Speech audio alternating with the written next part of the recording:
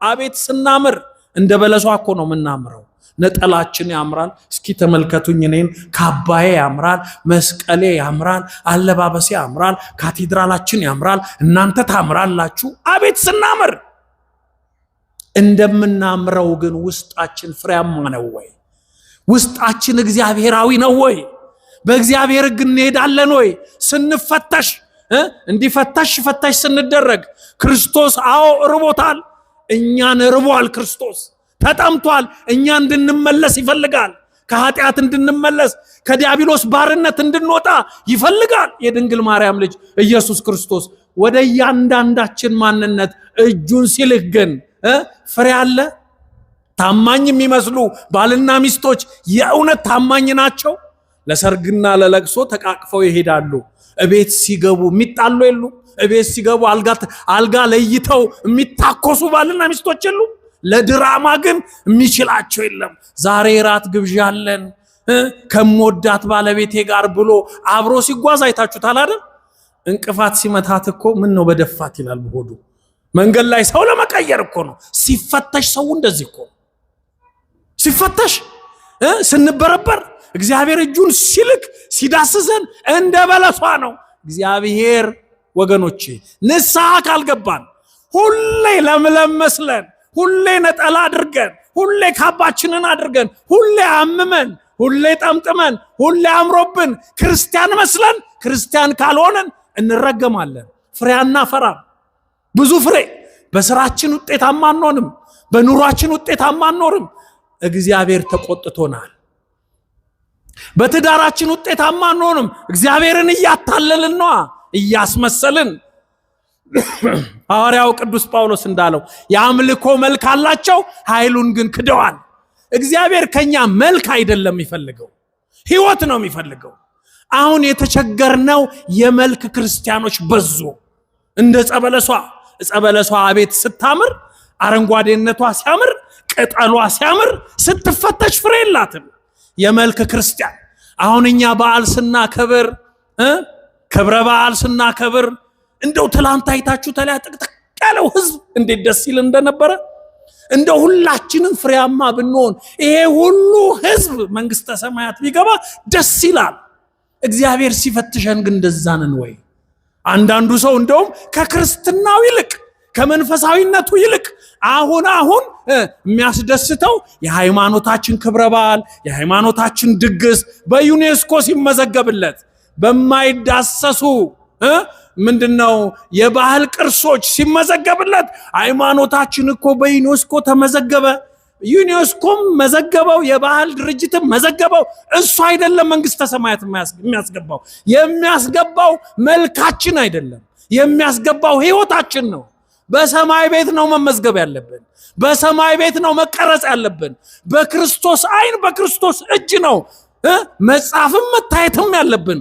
ወገኖች ይሄ ነው ሊያስጨንቀን የሚገባው፣ መልካችን አይደለም፣ ባህላችን አይደለም ሊያስጨንቀን የሚገባው። ሊያስጨንቀን የሚገባው ህይወት አለን ወይ? የተባረከ ህይወት አለን ወይ? ፍሬያማ ህይወት አለን ወይ? አዎ ክርስቲያን ነን። ክርስቲያን ሆነን እንጾማለን ወይ? እንጸልያለን ወይ? እንሰግዳለን ወይ? ተለውጠናል ወይ? ንስሐ ገብተናል ወይ? እንቆርባለን ወይ? ጸበል እንጠጣለን ወይ ነው እንጂ አለባበሱንም አንችልበታለን። ከኛ የበለጠ ማን?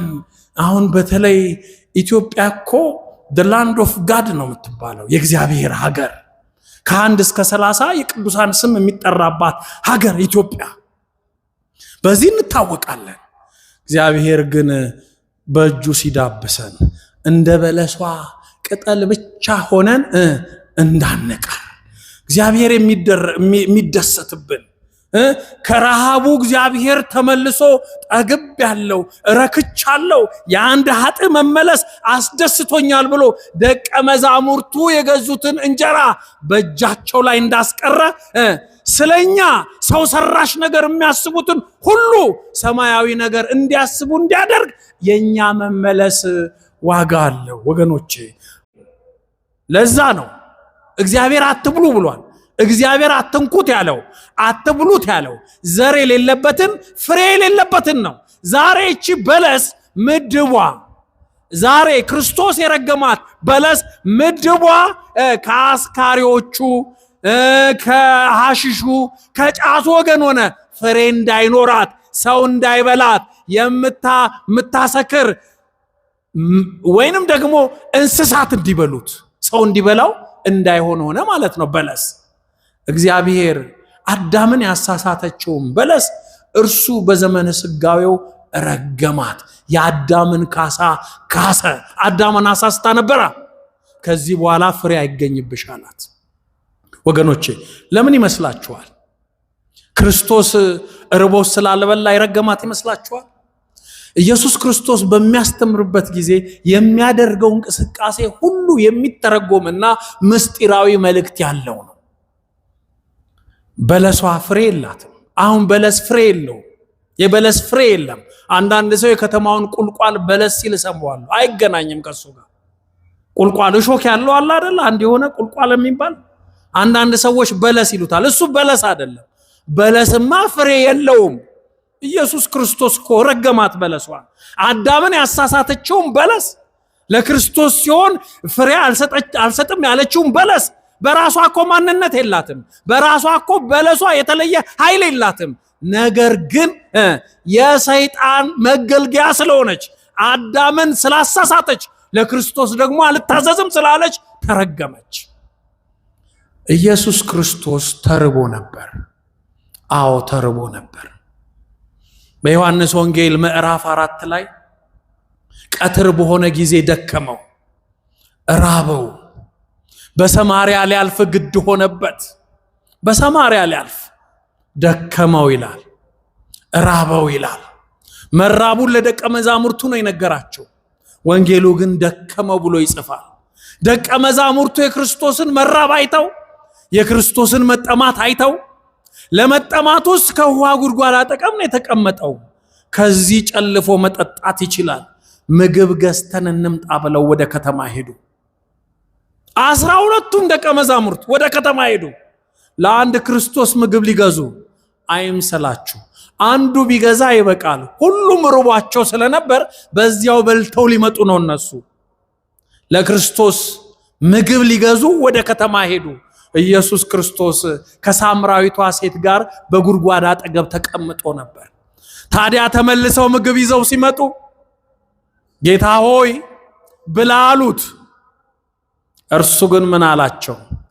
አልበላም፣ በቃኝ። የኔ ምግብ የላከኝን የአባቴን ትእዛዝ መፈጸም ነው። አያችሁ፣ ርቦታል ብለው አስበው ምግብ ገዝተው መጡ። አዎ መጡ። ደቀ መዛሙርቱ ምግብ ይዘውለት መጡ።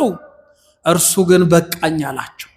ዋናው የክርስቶስ ምግብ ወደዚህ ዓለም የመጣበት ምግብ ምንድነው ያላችሁኝ እንደሆነ የኔና የናንተ ከኃጢአት ወደ ጽድቅ መመለስ ነው። ለክርስቶስ ምግቡ፣ ለክርስቶስ እርካታው የኛ ከኃጢአት ባርነት ወደ ጽድቅ ነፃነት መምጣት ነው።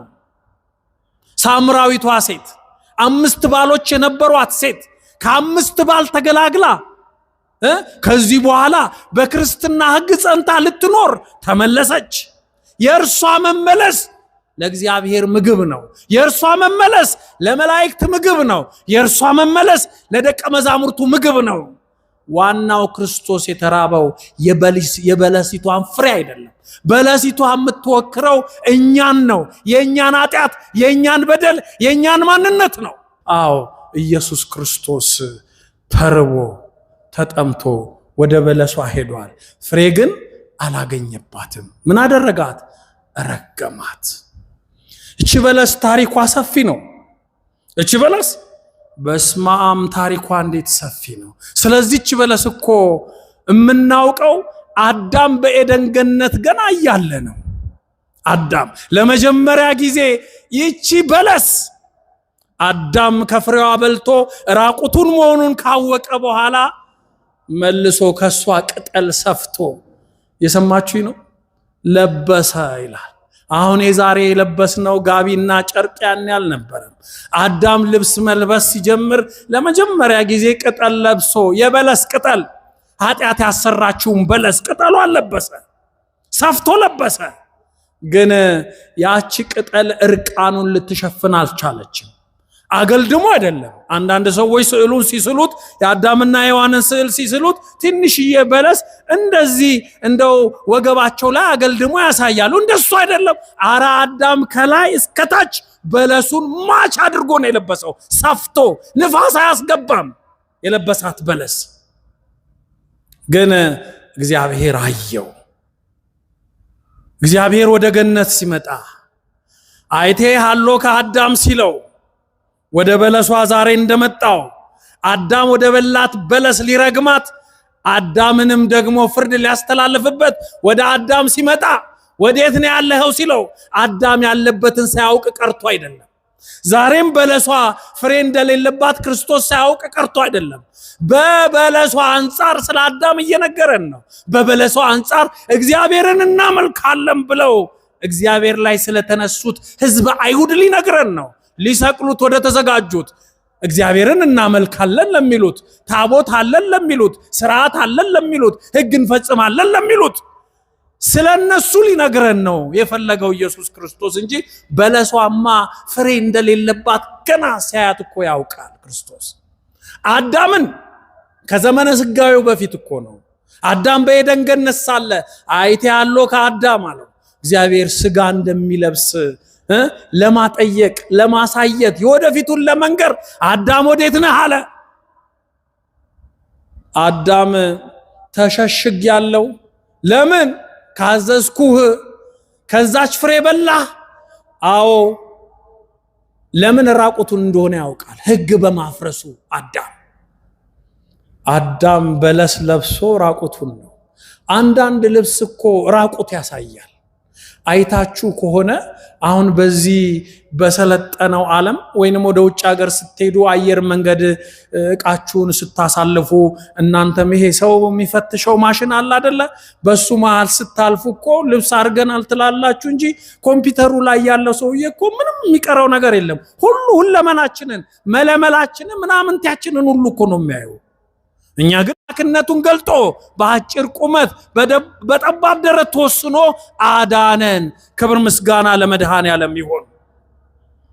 አሁን ተመልከቱ፣ ክርስቶስን መልበስ ማለት የክርስቶስን ስጋና ደም ተቀብለን የክርስቶስን የባህሪ አምላክነት መስክረን የምንኖር ከሆነ በእኛ ውስጥ የእኛን ኃጢአት መቁጠር የሚችል ማንም የለም።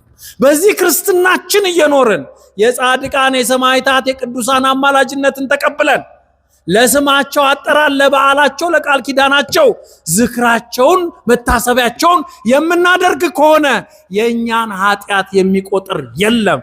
ማንን ለብሰናል? ኢየሱስ ክርስቶስን ለብሰናል።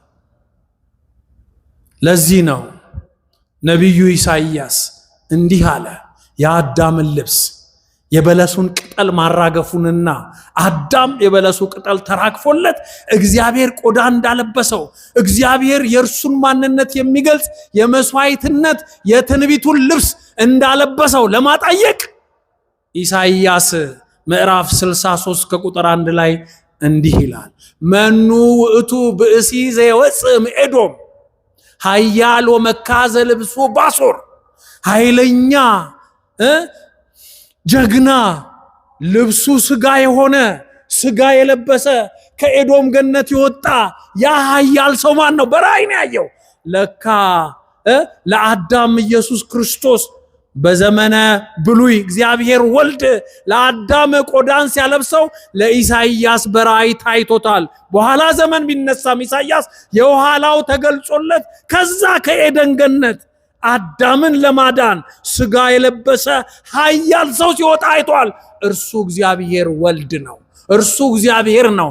ለአዳም ልብስ የሆነው ማንነቱን የሰጠው ያዳነው እግዚአብሔር ነቢዩ ኢሳይያስ በራእይ ያየው ነው። ለዚህ ነው በቤተ ክርስቲያናችን የመልክዓ ኢየሱስ ደራሲ ሊቁ እንዲህ ይለናል፣ ኢየሱስ ክርስቶስ ዘኢሳይያስ መካ